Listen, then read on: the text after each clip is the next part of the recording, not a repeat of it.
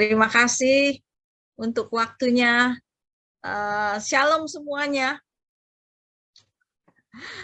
Kangen sekali ya sama kalian. Sudah begitu lama sebelum COVID sampai sekarang sudah 2 tahun lebih. Saya kira 3 tahun kali ya kita nggak ketemu ya. Ini juga pertama kali saya kembali khotbah di Bindov dan sekarang di Bindov Plus. Luar biasa perkembangannya. Ternyata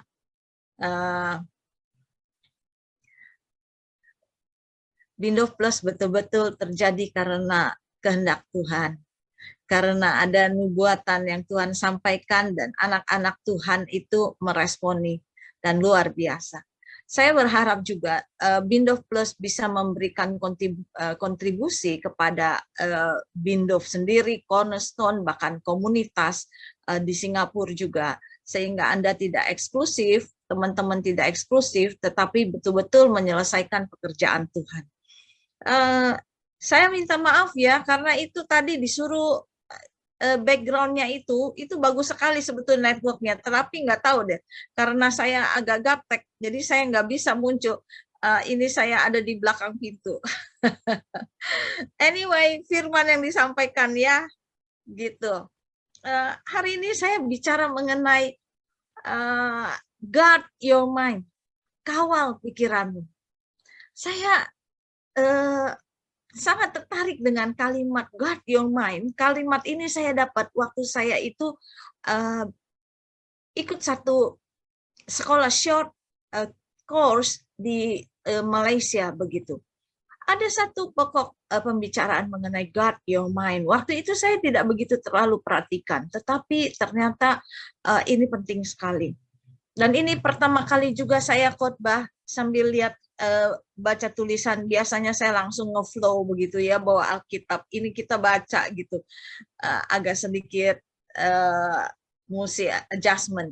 Ya Pak Rianto, saya mesti belajar banyak bagaimana Anda belajar adjustment, baca-baca sambil ngomong begitu ya. Waduh. Oke. Pikiran itu satu hal yang Tuhan taruh di dalam diri kita. Di dalam diri kita, itu Tuhan taruh rasa sedih, rasa kecewa, tangis, takut, berani. Itu semua dari Tuhan. Tidak sekonyong-konyong ada di dalam diri kita. Ya. Nah, kalau pikiran kita itu kita kontrol ya dengan baik, maka kita akan menghasilkan sesuatu yang baik. Pikiran yang kacau itu biasanya dikarenakan oleh faktor eksternal maupun internal gitu ya.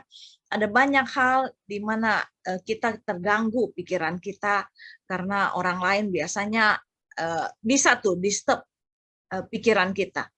Kalau kita sering dengar ya, orang ngomongnya begini, pikiran kamu di mana sih? Betul ya? Dia ada di sini, tapi orang bilang bahasa Jakarta itu, lu pikirannya di mana sih gitu. Ternyata pikiran itu bisa kemana-mana loh, ya gitu. Nangis nggak bisa kemana-mana, ya di situ aja nangis gitu loh. Sedih, ya di situ aja sedih. Tapi kalau pikiran, ternyata dia bisa kemana-mana. Anda ada di bioskop, ternyata Anda bisa ada pikirannya di luar bioskop. Ada pikirannya di mana-mana, pikirannya, wah tadi lupa beli popcorn. Wah, coba tadi nonton bawa Coca-Cola, asik tuh. Filmnya sambil jalan, tuh pikirannya kemana-mana. Ada juga pikirannya sambil nonton, wah tadi nggak minta izin, ntar pulang dimarahin nih sama mama nih. Kan gitu, gitu ya. Ada satu hal yang Tuhan taruh di dalam pikiran kita, dan ternyata hanya satu-satunya yang bisa mengontrol pikiran kita itu kita sendiri. Nggak ada orang lain. Kita itu yang bisa mengontrol pikiran kita. Nah, untuk mengontrol pikiran kita, kita perlu Tuhan. Kita perlu Tuhan untuk mengawal pikiran kita. Salah satunya, contohnya begini. Kita benci, kita marah, kita dendam, kita begitu nggak suka sama itu orang. Kadang-kadang kita nggak bisa kontrol pikiran kita di dunia ini, di Jakarta, nggak usah di tempat lain lah ya. Contohnya di Jakarta, banyak pembunuhan terjadi karena orang nggak bisa kontrol pikirannya, karena dia sudah dirasuki sedemikian rupa. Itu bukan di perasaan loh, itu di pikiran. Ada ibu-ibu, dia itu uh, susah hidupnya. Anaknya itu minta motor, dia nggak bisa beliin motor buat anaknya.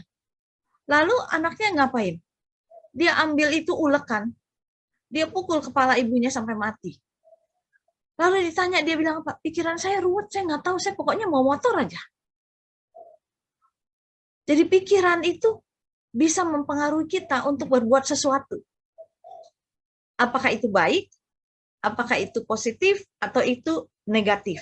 Maka pikiran itu bisa untuk menghidupkan, bisa juga untuk mematikan. Itu tergantung dari pikiran kita. Itu sebabnya kita kalau mau bicara, pikir dulu. Saya kira yang menerjemahkan rada repot karena saya akan terjun langsung. Saya nggak ikutin. Ya, pikiran itu mempengaruhi seseorang. Sebelum Anda berbicara, maka pikir dulu. Ya, saya kasih contoh satu hal. Ada orang sharing sama saya, dia bilang begini, Bu, saya itu ya marah benar sama keluarga saya. Semua saya marahin. Koko saya marahin. Mama saya marahin. Papa saya marahin. Saya bilang, kenapa kamu marah? Ya karena pikiran saya terganggu. Ya tapi apa penyebab dari pikiran kita terganggu? Kamu kenapa terganggu pikirannya? Karena supir. Saya tanya.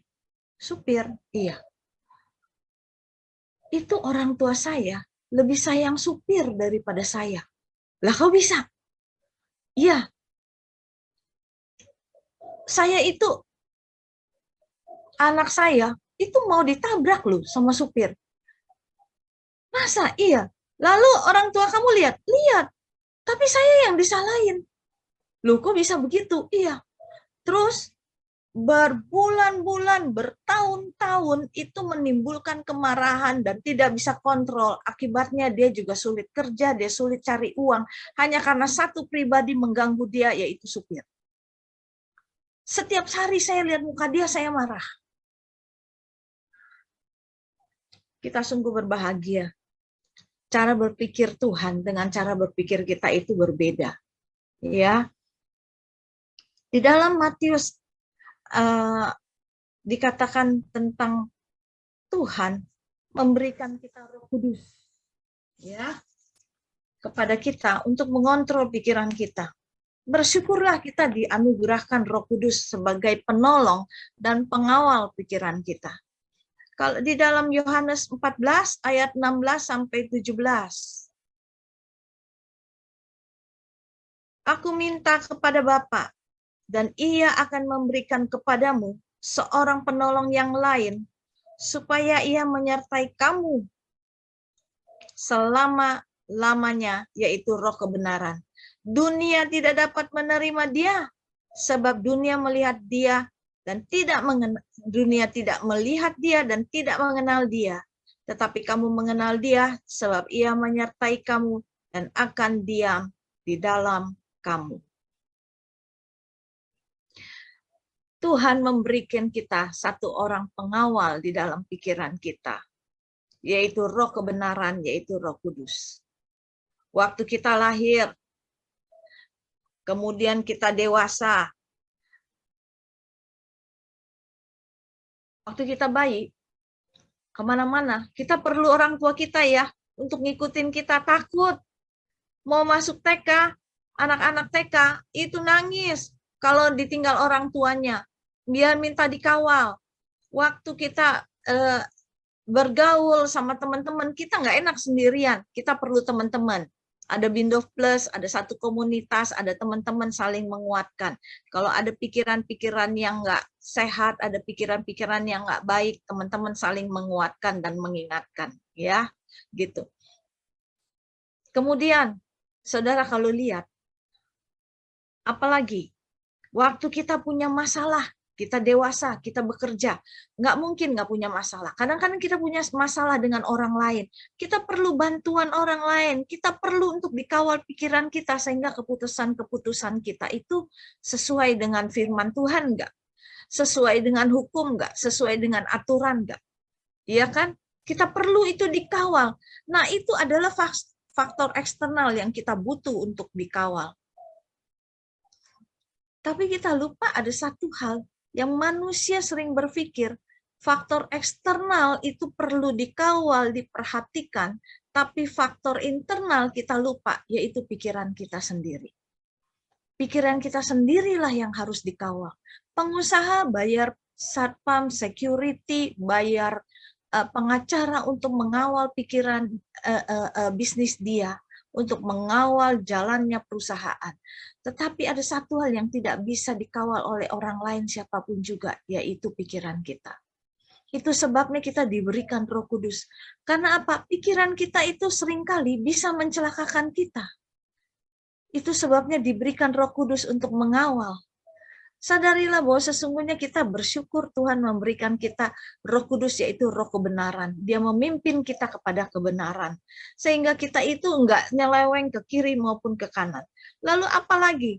Katanya ayat yang ke-26, Yohanes 14, tetapi penghibur yaitu Bapa dalam namaku, dialah yang akan mengajarkan segala sesuatu kepadamu dan akan mengingatkan kamu akan semua yang kukatakan kepadamu. Jadi ada roh penghibur yang memberikan kepada dan diberikan kepada kita untuk mengajar segala sesuatu, untuk mengingatkan segala sesuatu. Oh, saya lupa ya, tapi Roh Kudus mengingatkan. Praktekkan satu hal, siapa di sini yang susah bangun pagi? Yang nggak bisa doa pagi. Yang tidurnya molor, ntar jam mau kerja baru mau bangun. 15 menit sebelumnya baru bangun. Ingatlah, ada Roh Kudus yang diberikan kepada kita. Kalau kita ngomong, Tuhan, Allah Roh Kudus, bangunin saya jam 4 pagi ya. Saya mau doa pagi. Pasti saudara akan bangun. Itu satu hal yang nyata, saya jamin itu akan terjadi di dalam hidupmu. Roh Kudus diberikan untuk menyatakan kebenaran-kebenaran firman Tuhan. Pada waktu itulah Tuhan ingin menyatakan kebenarannya dan menyatakan isi hatinya. Di dalam Lukas 12 ayat 10 dikatakan, setiap orang mengatakan sesuatu melawan anak manusia, ia akan diampuni. Tetapi barang siapa menghujat Roh Kudus, ia tidak akan diampuni. Saudara tahu kenapa?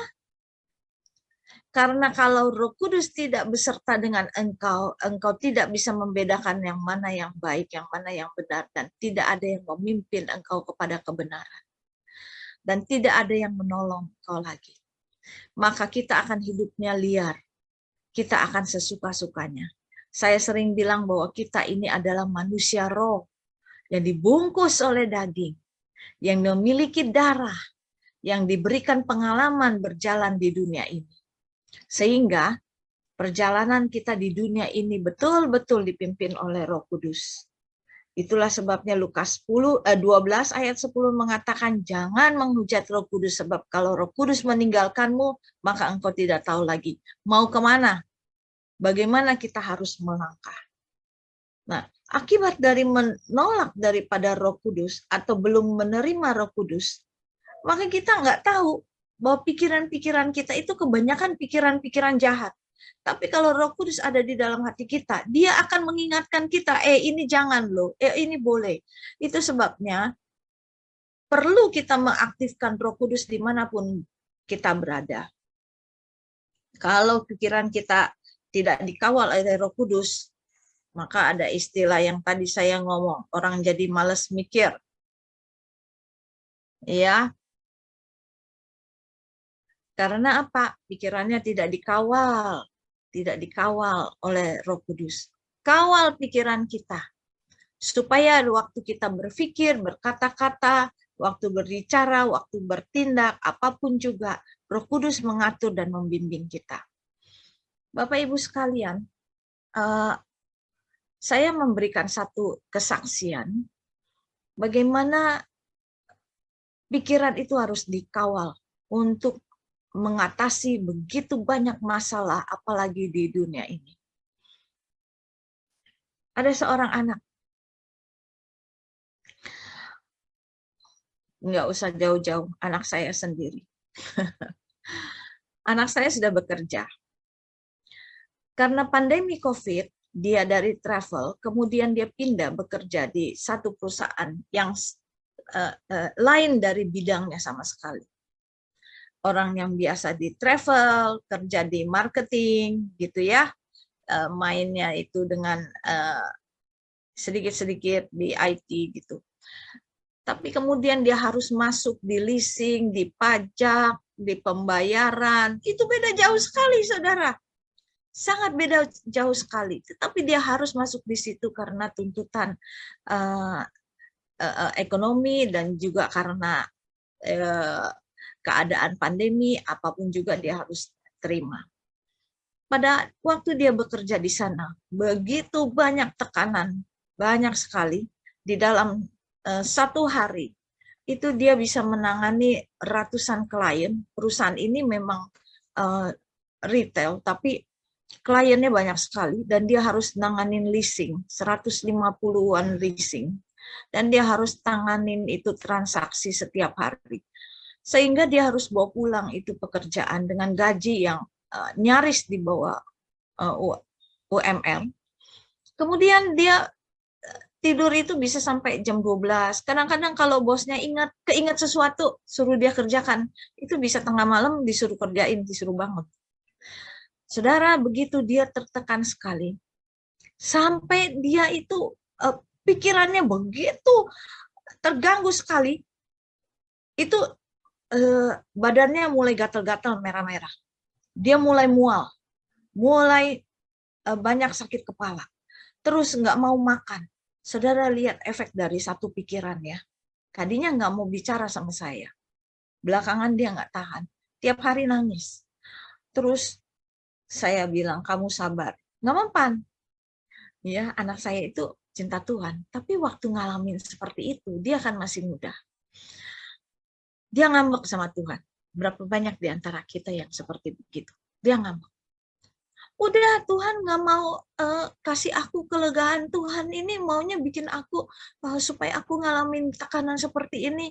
Ya udah dah, Tuhan nggak sayang sama aku. Tuhan begini, Tuhan begitu ini. Saya bilang nggak. Ayo kita doa. Doa dia. Tapi doanya beda, saudara. Kenapa? Karena pikiran yang begitu ruwet itu mempengaruhi orang sedemikian rupa. Dengan berjalannya waktu, saudara. Tiap hari saya selalu ngomongin selama kira-kira 1 bulan lebih. Itu tentu jadi ibunya, jadi maminya, saya berusaha tanya-tanya, barangkali ada teman-teman bisa bantu cariin kerjaan untuk anak saya. Nggak ada loh. Nggak ada lowongan yang terbuka. Karena memang lagi musim pandemi ya, saudara. Kita harus betul-betul kawal pikiran kita. Betul-betul tergantung sama Tuhan. Jangan bergantung kepada manusia. Firman Tuhan bilang apa? Diberkatilah engkau yang bersandar kepada Tuhan. Terkutuklah engkau yang bersandar kepada manusia. Karena kalau bersandar kepada manusia, banyak kecewanya.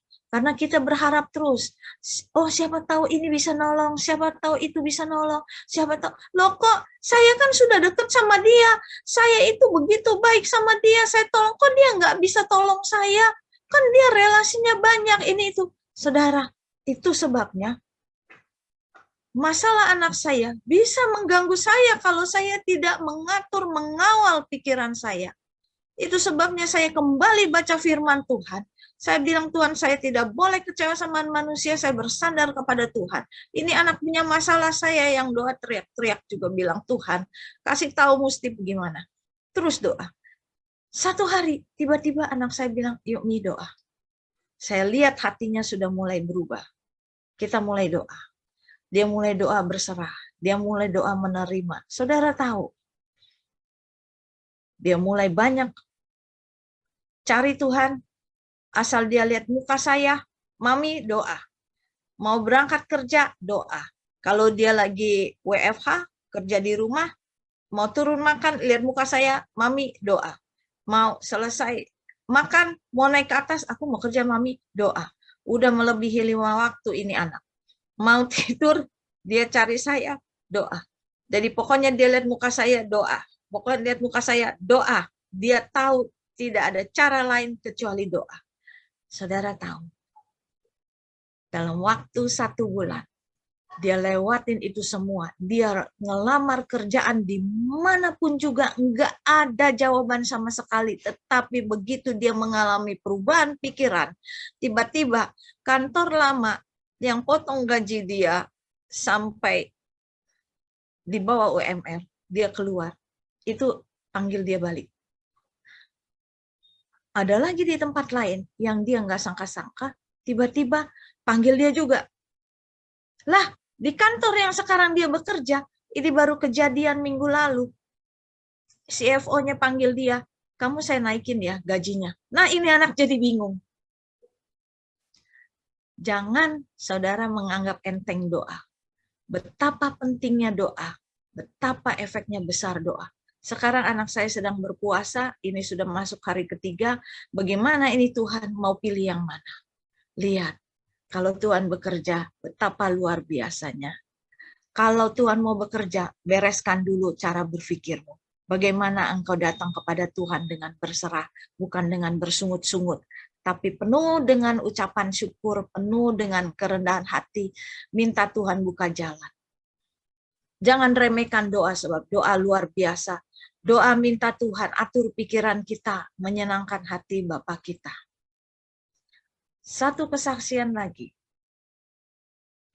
Bapak Ibu yang hadir di tempat ini, teman-teman semuanya. Saya berharap andalkan doa pagi, siang, dan malam. Doa itu adalah pikiran. Kita memikirkan sesuatu itu doa. Percaya nggak? Saya rasa sering-sering Pak Rianto juga ngalamin. Aduh, pengen makan bakmi deh. Tahu-tahu ada yang kirimin bakmi tuh. Nggak usah ngomong lagi. Ya, kemudian mungkin siapa aja di sini. Alvina atau Albert, siapapun juga. Kayaknya kita kalau makan di situ enak deh. Tahu-tahu ada orang bilang, nggak usah ke sana, ini saya anterin, udah ada. Pikiran adalah doa. Betapa sering kita baru mikir sesuatu datang di hadapan kita. Baru mikir Tuhan menyediakan. Jadi berhati-hatilah di dalam pikiran kita. Pikiran kita harus dikawal sedemikian rupa. Satu-satunya tempat setan menyerang itu pikiran. Pikiran dulu yang diserang oleh setan. Itu aja, nggak ada yang lain. Kalau saudara nggak bisa terlepas dari masalah saudara di situ-situ aja ya, masalahnya di situ-situ aja, pasti pikiran saudara belum diberesin. Ada seorang ibu. Ini kesaksian nyata. Suaminya itu menderita stroke lumpuh. 4 tahun, suaminya di dalam usia yang sangat produktif, di dalam posisi yang sangat tinggi di dalam satu perusahaan. Selama 4 tahun terbaring di tempat tidur. Tidak bisa bergerak apapun juga, tetapi matanya, panca inderanya semua bisa mendengar. Saudara bisa bayangkan perjuangan seorang istri. Awal mulanya begitu dia sangat panik sekali. Dia tidak tahu apa yang dia lakukan, bagaimana harus dia perbuat. Dia coba pergi ke dokter ini, ke dokter itu, orang pintar ini, orang bodoh itu, semua juga datang semuanya, pokoknya ya dari segala macam datang. Yang menarik adalah ketika kemarin saya bertemu, sesuatu yang terjadi waktu saya bilang berhati-hati dengan pikiran. Dia bilang iya ya, pikiran itu berbahaya sekali. Saya kadang-kadang ibu ini perlu untuk satu pelayanan, saya datang ke sana.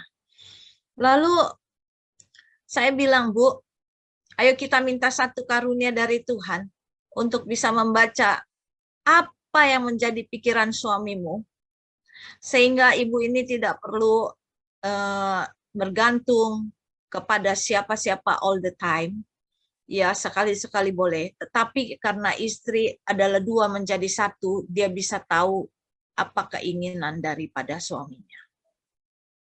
Saudara, saya bisa mengerti betapa suami ini bisa putus asa, bisa begitu sedih, bisa begitu give up.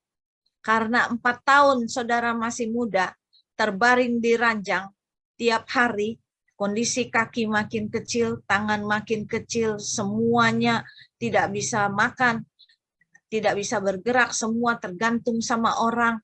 Tetapi telinga bisa mendengar, panca indera bisa mendengar, mata juga bisa melihat. Saudara bisa bayangkan satu penderitaan luar biasa. Dan istrinya itu merawat sedemikian rupa. Saya melihat hati seorang istri, pikirannya yang diserahkan kepada Tuhan. Kalau pikirannya ruwet, dia tidak mungkin bisa ngomong seperti begini. Saya kesian loh sama suami saya. Dia itu nggak bisa bergerak, Bu. Nggak bisa apa-apa. Sampai digigit nyamuk pun dia tidak bisa garuk. Saya mau tanya teman-teman di sini, kalau Anda digigit nyamuk, terus nggak bisa garuk, cuma liatin itu nyamuk gigit kakimu, apa rasanya?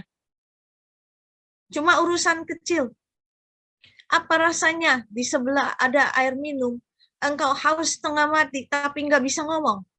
Cuma bisa lihat gelas, dan itu terjadi 4 tahun berturut-turut sampai hari ini. Tetapi ibu ini luar biasa perjuangannya. Dia perhatikan suaminya sedemikian rupa, dia ngomong 2 menjadi 1. Dia ingin pikirannya itu diubahkan, dan dia ingin supaya pikirannya itu diarahkan betul-betul, dan dia ingin suaminya itu sembuh. Bapak Ibu, suaminya ingin menyerah, tapi istrinya ingin jalan terus. Yang terbaring kita mengerti dia ingin menyerah, tetapi yang hidup, yang punya pikiran diperbarui, yang punya pikiran-pikiran Kristus, yang Roh Kudus mengubah dia dari tidak mengerti bagaimana cara datang kepada Tuhan berdoa, dia terus belajar, dia terus meningkatkan dirinya, dia mau datang dan dia mau cari Tuhan. Pikirannya diubahkan. Saya ingin suami saya bangkit kembali. Saya ingin suami saya mengenal firman Tuhan. Saya ingin suami saya jadi kesaksian. Dia rawat suaminya, saya beritahu Bapak Ibu luar biasa. Sekalipun suaminya dalam keadaan tidur, hasil tangan istrinya yang luar biasa, rambut suaminya itu tetap hitam, luar biasa. Kulitnya enggak ada keriput sama sekali. Kalau saudara lihat orang yang stroke lumpuh, biasanya makin lama fisiknya makin enggak bagus, keriput, kemudian kerutan di mana-mana wajah, tapi ini luar biasa. Enggak ada, malah rambut putihnya berkurang. Tangan siapa? Kalau bukan istrinya. Istri yang seperti apa yang diubahkan oleh Tuhan? Karena itu berubah. Kamu punya dampak, kita semua punya dampak kepada siapapun asal pikiran kita diubahkan.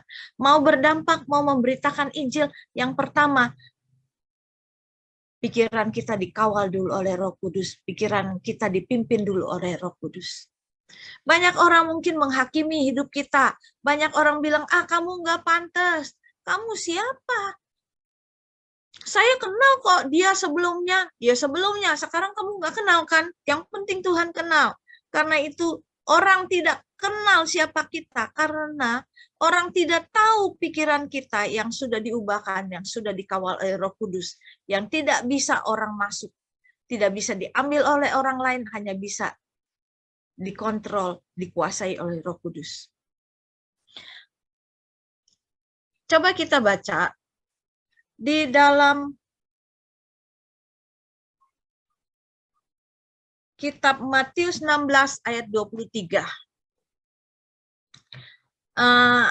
Albert, Anda akan sibuk sekali menerjemahkan sebab saya akan buat Anda sibuk.